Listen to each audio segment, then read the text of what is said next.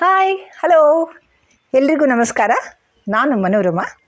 ನನ್ನ ಈ ವಿಡಿಯೋಗಳಲ್ಲಿ ಕಲೆ, ಸಾಹಿತ್ಯ, ವ್ಯಕ್ತಿತ್ವ, ಆಧ್ಯಾತ್ಮ, ಅಡುಗೆಯೂ ಸೇರಿದಂತೆ ಅನೇಕ ವಿಷಯಗಳನ್ನು ಕವರ್ ಮಾಡೋದು ನನ್ನ ಉದ್ದೇಶ. ನನಗೆ ನಿಮ್ಮ ಅಭಿಪ್ರಾಯ ತುಂಬ ಮುಖ್ಯವಾಗುತ್ತೆ. ಆದ್ದರಿಂದ ದಯವಿಟ್ಟು ನಿಮಗೆ ಹೇಗೆ ಅನ್ನಿಸ್ತು ಅನ್ನೋದನ್ನು ತಿಳಿಸಿಕೊಡಿ. ಮತ್ತು ನಿಮ್ಮ ಸಲಹೆಯೂ ನನಗೆ ಅಷ್ಟೇ ಮುಖ್ಯ, ನಿಮ್ಮ ಸಹಕಾರವೂ ಅಷ್ಟೇ ಮುಖ್ಯ. ಆದ್ದರಿಂದ ಸಬ್ಸ್ಕ್ರೈಬ್ ಮಾಡೋದನ್ನು ಮರಿಬೇಡಿ. ನಮಸ್ಕಾರ. ನಮಸ್ಕಾರ ಫ್ರೆಂಡ್ಸ್. ನೀವೀಗ ನೋಡ್ತಾ ಇರ್ಬೋದು, ಈ ಗಿಡ ಒಂಥರ ಈ ಕೆಸುವಿನ ಗಿಡದ ಹಾಗೆಯೇ ಇದೆ ನೋಡಿ. ಅಂದರೆ ಕೆಸು ಅಂದರೆ ಪತ್ರೊಡೆ ಮಾಡ್ತೀವಲ್ಲ, ಅದರ ಎಲೆ ಥರನೇ ಇದೆ. ಬಟ್ ಇದು ಅದಲ್ಲ. ಇದರ ಬುಡದಿಂದ ನಾವು ಸಾಂಬಾರೆಲ್ಲ ಮಾಡ್ತೀವಿ ಸೌತ್ ಕೆನರಾದಲ್ಲಿ, ದಕ್ಷಿಣ ಕನ್ನಡದಲ್ಲಿ. ಇದಕ್ಕೆ ಮುಂಡಿ ಅಂತ ಈ ಕಡೆ ಪುತ್ತೂರು ಕಡೆ ಹೇಳ್ತಾರೆ, ಮುಂಡಿ ಅಂತ. ಇದು ಎಲೆ ಇಷ್ಟೇ ಚಿಕ್ಕದಿರಲ್ಲ, ತುಂಬ ದೊಡ್ಡದಿರುತ್ತೆ. ತುಂಬ ಅಂದರೆ ತುಂಬ, ನಾವು ಮುದ್ದಡಿ ಮಲ್ಕೊಳ್ಬೋದು, ಅಷ್ಟು ದೊಡ್ಡ ಎಲೆ ಆಗ್ತದೆ ಇದರಲ್ಲಿ. ನೋಡಿ ಅಲ್ಲಿ ದೊಡ್ಡದಿದೆ ಗಿಡ ಅಂಥದ್ದು. ಈಗೆಲ್ಲ ಕಡ್ದಾಕಿದ್ದಾರೆ. ಇದು ಉಡುಪಿ ಸೈಡಲ್ಲಿ ಮುಂಡಿಗೆ ಅಂತ ಹೇಳ್ತಾರೆ, ಮುಂಡಿಗೆ ಅಂತ ಹೇಳ್ತಾರೆ. ಇದರ ಬುಡ ಅಂದರೆ ಗಿಡದ ಬುಡದಲ್ಲಿ ಬುಡವನ್ನು ಕೆತ್ತಿ ತೆಗೆಯುವಂಥದ್ದು. ಕೆತ್ತಿ ತೆಗೆದು ಅದರಲ್ಲಿ ಪದಾರ್ಥವನ್ನು ಮಾಡ್ತಾರೆ. ನಾನು ನಿಮಗೆ ಹತ್ತಿರ ತೋರಿಸ್ತೀನಿ. ದೊಡ್ಡ ಗಿಡ ಇದೆ, ಅದನ್ನು ತೋರಿಸ್ತೀನಿ ನೋಡಿ. ಇದು ದೊಡ್ಡ ಗಿಡ ಅಲ್ಲ, ತುಂಬ ಉದ್ದ ಹೋಗಿದೆ. ಇದರ ಎಲೆ ನೋಡಿ ಎಷ್ಟು ದೊಡ್ಡ ಹೋಗಿದೆ ಅಲ್ವಾ. ಇದು ಯೂಶಲಿ ಇಷ್ಟು ಎತ್ತರಕ್ಕೆ ಬರಲ್ಲ. ಇದ್ರ ಬುಡದಲ್ಲಿ ಈ ಕಾಂಡ ಇದೆಯಲ್ಲ, ಇದು ಇಂಥ ಪೋರ್ಷನನ್ನು ನಾವು ಕಟ್ ಮಾಡಿ ತೆಗೆಯುವಂಥದ್ದು, ಅದರಲ್ಲಿ ಪದಾರ್ಥ ಮಾಡುವಂಥದ್ದು. ಅದರಲ್ಲಿ ಬೇರೆ ಇರೋವಂಥ ಭಾಗ ಮಾಡಬಾರ್ದು. ತುಂಬ ಎಳೆದು ಈ ಎಲೆ ಹತ್ತಿರದ್ದು ತೆಗಿಬಾರ್ದು, ಸ್ವಲ್ಪ ಈ ಕಡೆಯಿಂದ ತೆಕ್ಕೊಳ್ಬೇಕು, ಇಂಥ ಪೋರ್ಷನ್ ತೆಕ್ಕೊಳ್ಬೇಕು. ಆಲ್ರೆಡಿ ಈ ಥರ ಇದೆ ನೋಡಿ, ಇದು ಎಲೆ ಕಡ್ದಿರೋ ಬುಡ ಇದೆ ನೋಡಿ, ಇಂಥದ್ದು ಬುಡ.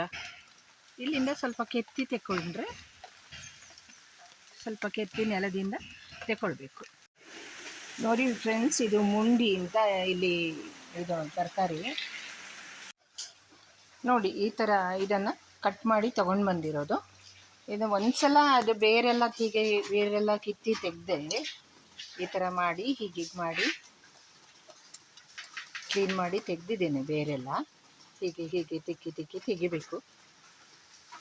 ಟ್ಯಾಪಿನ ಅಡಿಯಲ್ಲೇ ಇಟ್ಕೊಂಡು ಇದು ಮಾಡಿ ಕ್ಲೀನ್ ಮಾಡಿ ತೆಗೆದೆ. ಆದರೆ ಇನ್ನಷ್ಟು ಸ್ವಲ್ಪ ಕ್ಲೀನ್ ಮಾಡೋದಿದೆ. ಇದೆಷ್ಟೆಲ್ಲ ಹೋಯಿತು, ಬೇರೆಲ್ಲ ತುಂಬ ಇತ್ತು, ಅದೆಲ್ಲ ಹೋಯಿತು. ಇದನ್ನು ಕ್ಲೀನ್ ಮಾಡಿ ಈ ಪೋರ್ಷನ್ ನೋಡಿ, ಎಲೆಯಿಂದ ಆ ಕಡೆ ಇತ್ತು ಎಲೆ ಬಂದಿರೋದು, ಆ ಪೋರ್ಷನಿಂದ ಸಾಕಷ್ಟು ಕಿತ್ತಿದ್ದೇನೆ. ಇದಿಷ್ಟು ಪೋರ್ಷನ್ ಯೂಸ್ ಮಾಡಲಿಕ್ಕೆ ಅಡ್ಡಿಲ್ಲ. ಓಕೆ, ಆಮೇಲೆ ಕಟ್ ಮಾಡಿ ತೋರಿಸ್ತೀನಿ.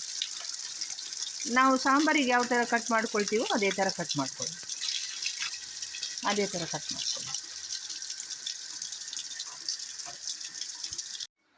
ನೋಡಿ, ಈ ಥರ ದಪ್ಪಕ್ಕೆ ಸಿಪ್ಪೆ ತೆಕ್ಕೊಂಡೆ. ನನಗೇನು ಕೈ ಏನು ತುರ್ಸಲ್ಲ. ಇದು ಎರಡು ಜಾತಿ ಇರುತ್ತೆ, ಒಂದು ತುರ್ಸುತ್ತೆ, ಒಂದು ತುರ್ಸಲ್ಲ ಕೈ. ಅದನ್ನು ನಾವು ಆ ತಳಿ ಯಾವುದು ಅನ್ನೋದನ್ನು ಸರಿಯಾಗಿ ತಿಳ್ಕೊಂಡು ಒಳ್ಳೆಯದನ್ನು ನೋಡಿ ಮನೆಗೆ ತಂದು ಇಟ್ಕೊಳ್ಬೇಕಾಗತ್ತೆ.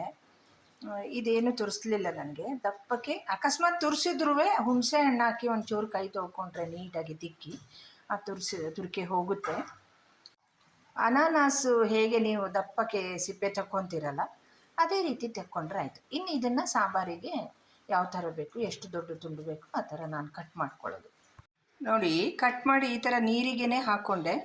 ಎರಡೆರಡು ಸಲ ತೊಳೆದು ಇನ್ನು ಬೇಯಲಿಕ್ಕೆ ಇಡುವಂಥದ್ದು.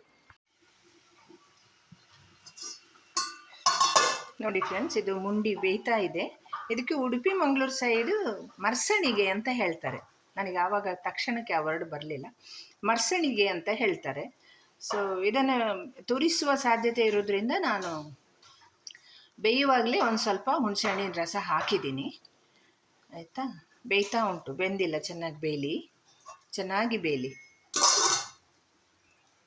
ಮತ್ತು ಮಸಾಲೆ ಕಡ್ದುಕೊಂಡು ಬಂದೆ. ಮಸಾಲೆದು ಇಂಗ್ರೀಡಿಯೆಂಟ್ಸು ಏನೇನು ಸಾಮಾನುಗಳು ಅದು ನಾನು ಬೇರೆ ಇನ್ನೊಂದು ಸಾಂಬಾರು ಮಾಡುವಾಗ ನಾನು ನಿಮಗೆ ಹಾಕಿದ್ದೇನೆ. ಅದನ್ನು ಬೇಕಾದರೆ ನೋಡ್ಬೋದು. ಮಾಮೂಲು ಮಸಾಲೆನೇ ಇದು ಮಾಡಿರೋದು ನಾನು ಹಾಕಿರೋದು. ಕೊತ್ತಂಬರಿ, ಜೀರಿಗೆ, ಹುಣಸೆಹಣ್ಣು, ಹಿಂಗು, ಮೆಣಸಿನ್ಕಾಯಿ, ಕರಿಬೇವು ಅಷ್ಟೇ.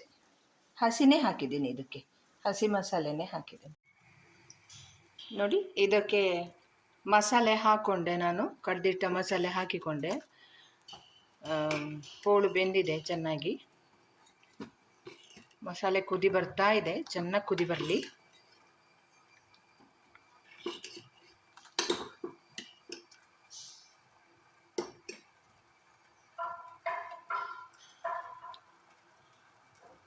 ಚೆನ್ನಾಗಿ ಕುದಿ ಬಂತು. ಇವಾಗ ಇಳಿಸ್ಕೊಳ್ಳೋಣ. ಅಲ್ಲಿಗೆ ಮುಂಡಿ, ಪುತ್ತೂರು ಸೈಡಲ್ಲಿ ಮುಂಡಿ ಅಂತ ಕರೆಸಿಕೊಳ್ಳುವಂಥ ತರಕಾರಿ, ಉಡುಪಿ ಸೈಡಲ್ಲಿ ಮರ್ಸಣಿಗೆ ಅಂತ ಹೇಳ್ತಾರೆ, ಅದರದ್ದು ಸಾಂಬಾರು ರೆಡಿ.